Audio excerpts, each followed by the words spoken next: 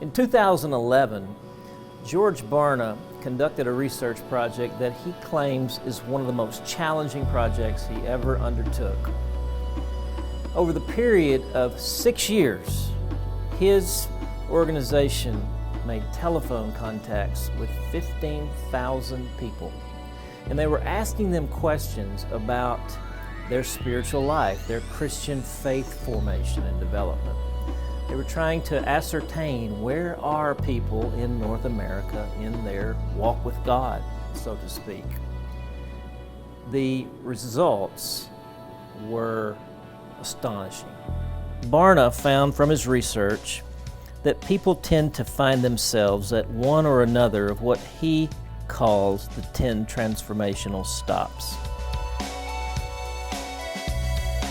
Number 1, unaware of sin. Number 2, indifferent to sin. Number 3, worried about sin. Number 4, forgiven from sin. Number 5, forgiven and active in the church, in the activities of the church. Number 6, holy discontent. Number 7, broken by God. Number 8, surrender and submission. Number 9, profound love for God. And number 10, profound love for people. It gets really interesting when you see where the population of Americans fall across the spectrum.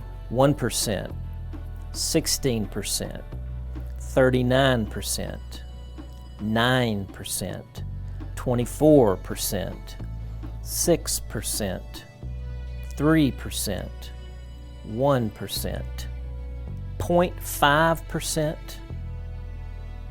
and 0.5%. It's not surprising to see most of the action centering around numbers 3 through 5.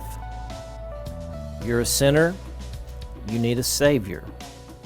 Pray this prayer, and you're forgiven. Now get involved in the church.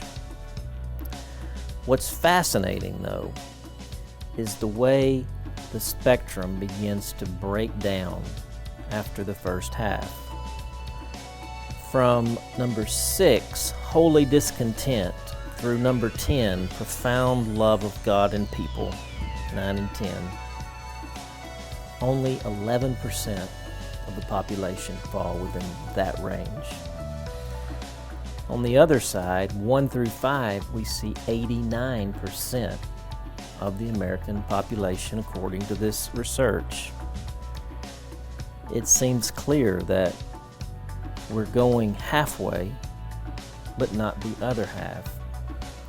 You see, John Wesley said the people called Methodists were raised up for this second half. In fact, he used the language. He said that this gospel, this truth of sanctification, of holiness, is the grand depositum which God has seemingly raised up the Methodist people to proclaim. And from this research, it looks as though we have not proclaimed it very well. So Seedbed earnestly desires to see the bars get raised on the right-hand side of the chart.